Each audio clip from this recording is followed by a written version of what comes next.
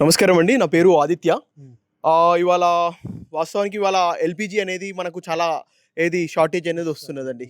So, ఇప్పుడు దానికి సంబంధించి ఇవాళ తెలంగాణ రాష్ట్రంలో ఇయాల రాష్ట్ర ముఖ్యమంత్రి గారు రేవంత్ రెడ్డి గారు వాస్తవానికి చూసుకుంటే ఎల్‌పీజీ కరువు అనేది అంతగనం లేదు చూసుకుంటే.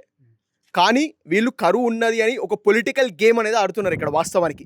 అది పక్కకు పెడితే ఇన్‌స్టాగ్రామ్ లాంటి సోషల్ మీడియాలో ఇంతసేపు రీల్స్ చూసుకుంటా పోతుంటే కొత్త ఇన్‌స్టెడ్ ఆఫ్ ఎల్‌పీజీ కాకుండా మన కిరోసిన్ లాంటివి ట్రెడిషనల్ వే ఆఫ్ కుకింగ్ అయినా కట్టెల పొయ్యి బేసిక్‌కి అట్లాంటి ఇండస్ట్రీస్‌ని లెవరేజ్ చేసుకుంటా కమిషన్‌లు తీసుకుంటుండేమో అనేసి నాకు ఆలోచన వస్తుంది ఇక్కడ వాస్తవానికి చూసుకుంటే.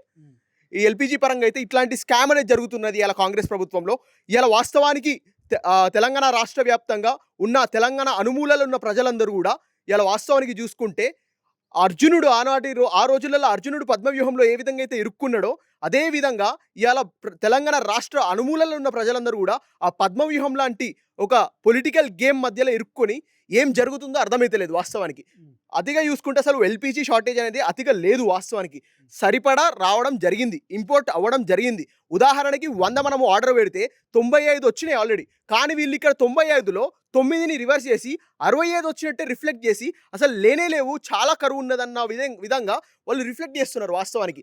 అది రిఫ్లెక్ట్ చేసుకుంటా కాకుండా కొత్త ఆంట్రప్రినర్స్‌ని లివరేజ్ చేసుకుంటా, సరే లివరేజ్ చేస్తే చాలా అద్భుతమైన విషయమే. కేటీఆర్ గారు ఎంత అద్భుతంగా ఆంట్రప్రినర్‌షిప్‌ని ఎంత లివరేజ్ చేశారో అది చాలా మంచి విషయం, నేను కాదనట్లేదు. కానీ ఇక్కడ ఈయన కమిషన్లు తీసుకుంటున్నాడు కదా వాస్తవానికి చూసుకుంటే ఎల్‌పీజీ ముచ్చట్ల. ఇప్పుడు కొత్త ఇండస్ట్రీస్ కట్టెల పొయ్యిల పైన 7,000 నుంచి 20,000 వరకు కొత్త గ్యాస్ స్టవ్‌లు వస్తున్నాయి కట్టెల పొయ్యి పైన. అట్లాంటివి హైదరాబాద్‌లోనే కొన్ని ఇండస్ట్రియలిస్ట్ ఏరియాస్ కొంతమంది ఇండస్ట్రియలిస్ట్ స్టార్టెడ్ లివరేజింగ్. వాళ్ళు ఒక బిజినెస్ అనేది స్టార్ట్ చేసినారు. ఆ బిజినెస్ చేస్తున్నారంటే ఈయన కమిషన్ తీసుకోకుండా ఉంటారనే గ్యారంటీ ఏంది అని కూడా నేను ఇలా ఆర్జీటీవీ సందర్భంగా నేను తెలియజేస్తా ఉన్నా. ఇంకోటన్నా కూడా సేమ్ పెట్రోల్ కూడా షార్టేజ్ అయినట్టు ఇప్పుడు ఆర్టీసీ ఉన్నాయేమో సరే రేటు 30% తగ్గించిళ్ళు. దీనిపైన అసలు కారణం ఏంది? 30% ఆర్టీసీ లాభం కోసం చేస్తురా దేనికోసం? ఆయిల్ ఫ్యాక్టరీ వాళ్ళు ఏమో ఇదే మన పెట్రోల్ గిట్లా కిరోసిన్ గిట్లా షార్టేజ్ గిట్లా ఏం లేదని చెప్పేసి వాళ్ళు ప్రెస్ నోట్ ద్వారా ఇచ్చేసారు. దీనిపైన ఇప్పుడు వాస్తవానికి వాళ్ళకే లేని ప్రాబ్లము ఇలా తెలంగాణ రాష్ట్ర ముఖ్యమంత్రికి ఏంది ప్రాబ్లమ్ నాకు అర్థమైతే లేదు వాస్తవానికి. అసలు వాళ్ళే ఉన్నదని చాలా ప్రాపర్గా నోటీసులు జారీ చేసిండు, ప్రతి ఒక్క ప్రూఫ్స్తో సహా వాళ్ళు చెప్పాల్సింది చెప్పిండు. కానీ ఇలా తెలంగాణ రాష్ట్ర ప్రభుత్వంలో ఇలా రాష్ట్ర ముఖ్యమంత్రి గారు ఈయనకి లేవు కదా ఇండస్ట్రీలు, ఈయన కాదు కదా ఓనరు, అక్కడ ఓనరే చెప్తున్నాడు. ఇక్కడ ఆయనకు లేని ప్రాబ్లం ఈయనకి ఏందో నాకు అర్థమైతే లేదు. ఇవన్నీ కావాలని చెప్పాలంటే వాస్తవానికి ఉన్న ముచ్చట్లు చెప్పాలంటే ఇది ఒక పొలిటికల్ డ్రామా. వాళ్ళే అక్కడ రుజువు చేసిండు. మధ్యలో ఈ వ్యక్తి ఎవరండి నాకు అర్థం కావట్లేదు రుజువు చేయడానికి. ఆడ తయారు చేసేటోడే పంపిణీ చేసేటోళ్ళే కరువు లేదని చెప్పేసి ఏం లేదు ప్రాబ్లం లేదని చెప్తే వీళ్ళు కమిషన్ల పైన ఆడే ఒక గేమ్ ప్లే. ఇదంతా ఒక నాటకం. వాస్తవానికి చెప్పాలనేది ఒక నాటకం. తెలంగాణ రాష్ట్ర అనుమూలలు ఉన్న ప్రజలందరూ కూడా ఆనాటి అర్జునుడు పద్మవ్యూహంలో ఏ విధంగా అయితే ఇరుక్కున్నారో ఈ ఎల్‌పీజీ ముచ్చట్లో కానీ ఈ యొక్క పెట్రోల్ అండ్ డీజిల్ కిరోసిన్ లాంటి హైక్ ప్రైజెస్ బేసిస్ పైన కానీ లేకపోతే ఈ షార్టేజ్ బేసిస్ పైన కానీ ఇలా ఆర్టీసీకి సంబంధించి నేను అతి ముఖ్యంగా చెప్తున్నాను, ఫ్రీ బస్సులు ముచ్చట మాట్లాడదాం మనం. ఇలా ఫ్రీ బస్సులు ముచ్చట్ల అసలు ఆడోళ్ళకి మహిళలకి తెలంగాణ ఆడపడుచులందరికీ ఉచితంగా ఇస్తామంటున్నారు, చాలా సంతోషం. కానీ 100 రూపాయలు ఉండే టికెట్ ప్రైస్ ఇలా మగోళ్ళకి ఇలా పురుషులు ఎవరైనా ప్రయాణించేటోళ్ళు ఉంటే 100 రూపాయలు ఉండే టికెట్ ప్రైస్ ఇలా కాంగ్రెస్ ప్రభుత్వం వచ్చిన తర్వాత 100కి ఇంకో 100 పెరిగింది, అంటే 200 రూపాయలు అయింది వాస్తవానికి. ఇట్లయితే ఫ్రీ బస్ అని ఎట్లా అంటారు నాకు అర్థమైతే లేదు. ఇవాళ కాంగ్రెస్ గవర్నమెంట్ అనేది ఒక మహిళకు వాళ్ళ హస్బెండ్కున్న ఒక వైఫ్ మధ్య ఒక ఇంటర్మీడియేటర్, ఒక బ్రోకర్ లాగా యాక్ట్ చేస్తుంది. ఎందుకు అంటే ఇదివరకు మహిళ వాళ్ళ హస్బెండ్ని డైరెక్ట్ అడిగేది పైసలు ఏమైనా అవసరం ఉంటే. కానీ ఇలా మధ్యలో ఇంటర్మీడియేటర్గా ఇలా కాంగ్రెస్ ప్రభుత్వం యాక్ట్ చేసి ఇక్కడ వీళ్ళ దగ్గర నుంచి పురుషుల దగ్గర నుంచి 100 రూపాయలు ఉన్న టికెట్ ప్రైస్ని 200 చేసి ఇంకో 100 రూపాయలు ఇండైరెక్ట్గా తీసుకొని మహిళకు ఉచిత బస్సు అని చెప్పేసి తిప్పుతున్నారు. ఇలా వాస్తవానికి ఇది ఉచిత బస్సు కాదు. ఉచిత బస్సు అంటే ఏంది? మొత్తం పెడితే మహిళలకే కాదు పురుషులతో సహా పిల్లలతో సహా ఒక సర్టైన్ కిలోమీటర్స్ బేసిస్ పైన మీరు క్యాలిక్యులేట్ చేసుకొని 100 రూపాయలు టికెట్ ప్రైస్ బిలో ఉన్న వాటికి మీరు పెట్టుకోండి. 100 రూపాయలు అబోవ్ ఉన్న ప్రైసింగ్ బేసిస్ పైన ఏవైతే ట్రావెలింగ్ వాళ్ళు ఉంటాయో టికెట్ ప్రైసింగ్ వాటికి ఛార్జ్ చేసుకోండి. అట్లా చేస్తే ఫ్రీ బస్ అంటారు. కానీ ఓన్లీ మహిళలకు ఇచ్చి పురుషుల దగ్గర నుంచి డబల్ ప్రైజులు గుంజాలని ఏ అధికారం చెప్పిండు అని కూడా నేను అలా ఆర్జీటీవీ సందర్భంగా నేను తెలియజేస్తా ఉన్నా. ఇంకోటన్నా ఈ ట్రాఫిక్ చలాన్ అనేది డైరెక్ట్ టు బ్యాంక్ లింక్ అని చెప్పేసి దీనిపైన స్కామ్ ఉన్నదన్న?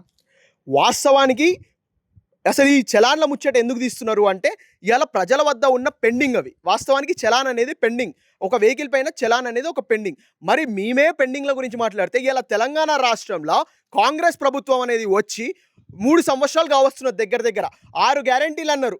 వాస్తవానికి మొన్న కేటీఆర్ గారు కూడా అసెంబ్లీ సమావేశంలో అధ్యక్ష I-20 మ్యాచ్ పెడితే గనుక ఏదో భారతదేశం గెలిచిందేమో కానీ నిజంగా 420 మ్యాచ్ అనేది గిట్లా పెడితే కాంగ్రెస్ ప్రభుత్వమే 100% విన్ అవుతుందని చెప్తున్నారు.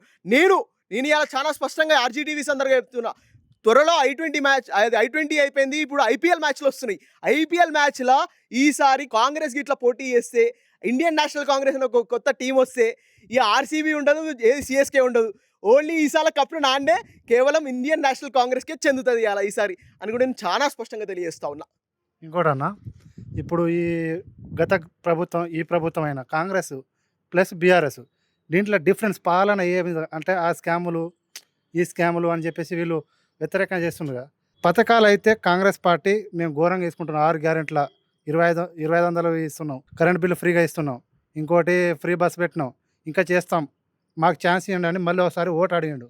దీనిపైన కారణం వీళ్ళు ఓట్లు అడుగుతారండి, అది చాలా సాధారణమైన విషయం. వాస్తవానికి గతంలో కూడా 2023 ఎలక్షన్ టైంలో ఏమన్నారు రేవంత్ రెడ్డి గారు, ఈ నెల గిట్లా మీరు పెన్షన్ పైసలు తీసుకుంటే కనుక మీకు ఇలా 2000 రూపాయలు వస్తాయి, వచ్చే నెల గిట్లా తీసుకుంటే 4000 రూపాయలు వస్తాయి అని చెప్పేసి తెలంగాణ రాష్ట్ర అనుమూలాలు ఉన్న ప్రజలందరినీ ఇక్కడ వాస్తవానికి గొర్రెలు చేసిండు. వాస్తవానికి అదే విధంగా ఇవాళ అదే స్ట్రాటజీని తీసుకొచ్చి ఇంప్లిమెంట్ చేస్తున్నారు. అసలు ఇప్పుడు ఫ్రీ బస్ అంటాడు, ఇప్పుడు మాట్లాడినాం ఫ్రీ బస్ ముచ్చట్లా, అసలు ఏ విధంగా ఫ్రీ బస్ అవుతుందో నాకు అర్థమైతే లేదు.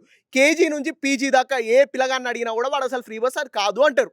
వాడి నోటిన వెంట వచ్చే సమాధానం అది ఫ్రీ బస్ కాదనే అంటారు. వాస్తవానికి అది అసలు ఒక పథకమా కాదు.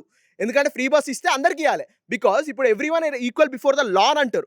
మరి everyone are equal before the law అన్నప్పుడు ప్రత్యేకంగా మహిళల కోసమే ఏందో చేసినట్టు వారికి ఇప్పుడు స్కూటీ పంపిణీలు చేస్తా అన్నారు. ఏదో ఒక స్కూటీ చూపియండి అలా ఒక్కరోజు. అది కూడా పార్లమెంట్లో ప్రవేశపెట్టలే అన్న బిల్లు. దీనిపైన మీ స్పందన? వాళ్ళు చెప్పడం మట్టుకే ఆ మాట గాలికే పోతాయి. ఇక్కడ ఉన్నది వాస్తవానికి ఏంటంటే ఎయిర్ ఫోర్స్ క్యాండిడేట్లు ఉన్నారు ఇక్కడ కాంగ్రెస్ ప్రభుత్వంలో. ఆ ఎయిర్ ఫోర్స్ ప్రభావం చాలా చూపుతున్నది అలా కాంగ్రెస్ ప్రభుత్వంలో. ఆ ఎయిర్ ఫోర్స్కి సంబంధించిన వ్యక్తులు ఎవరు ఉన్నారో తెలుసు మీకు, నేను చెప్పాల్సిన అవసరం లేదు. అదే విధంగా ఈ మాటలు కూడా ఎయిర్ ఫోర్స్ మాటలే, ఇవన్నీ గాలి మాటలే. మాట అన్నది గాలికే కొట్టుకుపోతుందేమో కానీ పార్లమెంటు వరకు పోదు. ఆ బిల్లు ఇప్పటివరకు కాదు కదా, ఇంకో 100 సంవత్సరాలు వచ్చేంత వరకు కూడా అది పాస్ కాదు. అది దానిపైన నమ్మకం పెట్టుకొని వేస్ట్. నిన్న పార్లమెంట్లో కూడా బిల్లు పెట్టే సమావేశంలో 6 గ్యారంటీని ఇది ప్రైవేట్ బిల్లు చేయాలని చెప్పేసి కేటీఆర్ గారు ఆ మాట అన్నాడు. సరే, ఆ పిటిషన్ కూడా ఇవ్వడానికి పోయాడు. ఆ టైంలోనే ఫార్ములా ఈ కేసులో అని చెప్పేసి మళ్ళీ తెరపైకి వచ్చింది నోటీసు. దీనిపై ఇవాళ ఎట్లా చేసి ఉన్న వాస్తవం చెప్తున్నాను. కేటీఆర్ గారు మీకు కూడా చాలా స్పష్టంగా చెప్తున్నానండి. అన్న ఇప్పుడు ఏం జరుగుతుందంటే, గతంలో రేవంత్ రెడ్డి గారిని మనం ఏదైతే 50 లక్షల కేసు జైలుకు పోయిన అధ్యక్ష అది ఇది అంటున్నాడు. ఏమైనా తెలంగాణ సాయుధ పోరాటం చేసి జైలుకు పోయినావా, లేకపోతే ఆ రోజులలో ఇండిపెండెన్స్ డే ఆనాటి ఏది దేశం కోసం పోరాడి జైలుకు పోయిండా? 50 లక్షల క్యాష్ దొరకబట్టుకొని అడ్డంగా నగ్నంగా దొరికిండు. వాస్తవాన్ని చెప్పాలంటే 50 లక్షలు అడ్డంగా దొరికిపోయినాయి కెమెరా ప్రేక్షంలో. ఆ విధంగా ప్రూఫ్ ఉన్నది కాబట్టి మేము బయటికి లోపలికి పంపించినాం. ఇవాళ ఎట్లా చేసి ఆ పగలు ప్రతీకారాలు అవి చల్లారవు ఇప్పటికి వాస్తవానికి. ఆ విధంగా ఇట్లాంటి ఫార్ములా జీటీ కానీ, కాళేశ్వరం కానీ, ఇట్లాంటివి అవి వివిధ విచారణలు చేసుకుంటే ఏదో విధంగా లోపల నుగ్దామన్న ఆలోచనతోటే చేస్తున్నారు తప్పితే ఇంతకు మించి ఇక్కడ ఏమీ ఉద్దేశం లేదు. కానీ ఆ పప్పులు ఉడుకుతలేవు వాస్తవానికి అలా చూసుకుంటే. ఇది కేవలము ఏది జస్ట్ విచారణలకు పోతారు. కేటీఆర్ అన్న we have a very strong legal team. ఇవాళ బీఆర్ఎస్ ప్రభుత్వంలో we have a very strong legal team. మీరు నిజంగా ఏదైనా రుజువులు నిజంగా ఏమైనా ప్రూఫ్స్ ఉంటే మీరు బయట పెట్టండి అంతే. అట్లా అనేసి మొన్న జరిగింది. నేను ఒక పాయింట్ చెప్తున్నాండి. ఇవాళ మొన్న అది ఏది ప్రూఫ్స్ ఏవైతే ఉన్నాయో మొత్తం బిల్డింగే కాలబెట్టేసిండు. అది ఓవర్ నైట్ బిల్డింగ్ ఎట్లా కాలిపోతుంది? ఒక చలికాలం, forensic building, exactly forensic building ఒక చలికాలము అది ఎట్లా కాలిపోతుంది అసలు? దానికి సంబంధించి కేటీఆర్ గారు కూడా ఇలా భారతీయ రాష్ట్ర సమితి అయిన హన్మకొండ పార్టీ ఆఫీస్లో దానికి సంబంధితమైన చాలా భయాటంగా చెప్పిండు. వాస్తవానికి అసలు చలికాలంలో అసలు టెంపరేచర్స్ క్యాలిక్యులేట్ చేసుకున్నా, క్లైమాటిక్ ఇన్ఫ్లుయెన్షియల్ ఫ్యాక్టర్స్ చూసుకున్నా, ఎటువంటి ఇన్ఫ్లుయెన్షియల్ ఫ్యాక్టర్స్ చూసుకున్నా ఒక దొంగలు చేసిన పని తప్పితే ఇది చలికాలంలో ఎప్పుడు ఏవి ఎట్లాంటి షార్ట్ సర్క్యూట్స్ ఎట్లాంటివి కావు. వాస్తవానికి ఇది 100% వాస్తవం. ఇంకోటన్నా, నిన్న నర్మేటకు వచ్చిండు సీఎం, ముఖ్యమంత్రి సీఎం వచ్చి సిద్దిపేట నుంచి ఒక ఎమ్మెల్యేని ఇవ్వండి, మంత్రి పదవి ఇస్తా అని చెప్పిండు. అసలు సిద్దిపేటలో కాంగ్రెస్ పార్టీ వచ్చే అవకాశాలు ఉందా? సిద్దిపేట జిల్లా హరీష్ రావు అన్న అడ్డ. హరీష్ రావు అన్న బతుకున్న రోజులు, హరీష్ రావు అన్న కంఠంలో ప్రాణం ఉన్న రోజులు. అది సిద్దిపేట అనేది కేవలం నేను రిజిస్ట్రేషన్ చేయమంటే చెప్పండి, రిజిస్ట్రేషన్ మేము అందరం చేయడానికి సిద్ధంగా ఉన్నాం. మేము దేనిపైన రాసి పెట్టాలో రాసి పెట్టండి, తాటి పత్రికలలో చూసుకోండి, ఏడ రాయ పెట్టాలో రాసి చూపిస్తాం, మేము సిద్ధంగా ఉన్నాం. అది కేవలం ఓన్లీ హరీష్ రావు గారి అడ్డ. అంతకు మించు ఇంకే అటువంటి ఆలోచనలు తెచ్చుకొని వేస్ట్. నిజంగా మీరు టైం వేస్ట్ చేసుకుంటున్నారు. అక్కడ వాస్తవానికి చెప్పాలంటే కుక్కని నిలబెట్టినా అది ఎట్లా విన్ కాదు వాస్తవానికి. అది 100% వాస్తవం అని నేను ఈ యొక్క ఆర్జీడీవీ సందర్భంగా నేను తెలియజేస్తా ఉన్నా. నిన్న నిన్న మొన్న అన్న అసెంబ్లీలో కూడా అధ్యక్ష నేను ఇక 2029లో ఎలక్షన్లో కూడా ఇలాంటి తొక్కుంటా మళ్ళీ వస్తా అని చెప్పేసి ప్రభుత్వం అట్లా మాట్లాడొచ్చా? అసలు వాస్తవానికి ఒక ఇది ట్యూన్ అనేది ఉంటుంది వాయిస్‌లా. ఒక అసెంబ్లీ సమావేశంలో మాట్లాడేటప్పుడు ఒక ట్యూన్ మెయింటైన్ చేయాలి. ఇట్లాంటి ప్రెస్ మీట్‌లలో మాట్లాడేటప్పుడు ఒక ట్యూన్ మెయింటైన్ చేయాలి. ఒక బహిరంగ సభలో మాట్లాడాల్సిన మాటలు ఏ విధంగా మాట్లాడుతున్నారండి నాకు అర్థం కావట్లేదు. ఇవాళ తెలంగాణ రాష్ట్ర ముఖ్యమంత్రి మైక్ తీసుకున్నారు. మైక్ ఎట్లాగో కట్ కాదన్న ఉద్దేశంతోటి అసెంబ్లీ సమావేశంలో because is the leader of the house, ఒక లీడర్ ఆఫ్ ద హౌస్ అయి ఉండి అట్లా ఆ విధంగా అసలు ఒక తెలంగాణ రాష్ట్ర ముఖ్యమంత్రి గారు అయి ఉండి అలా బిహేవ్ చేయొచ్చా అండి అసలు? అదొక అసెంబ్లీ సమావేశం. ఆ అసెంబ్లీ సమావేశంలో ఒక బహిరంగ సభ, ఆయనకు కాంగ్రెస్ ఏదో బహిరంగ సభ పెట్టినట్టు అధ్యక్ష ఒక్కొక్కడిని తొక్కుకుండా వచ్చిన ఎవరిని దొక్కినావు అసలు? నువ్వు మొన్న ఇవాళ కాంగ్రెస్ ప్రభుత్వంలోకి వచ్చినావు. ఉత్తమ్ కుమార్ రెడ్డి గారిని దొక్కినావు, శ్రీధర్ బాబు గారిని దొక్కినావు.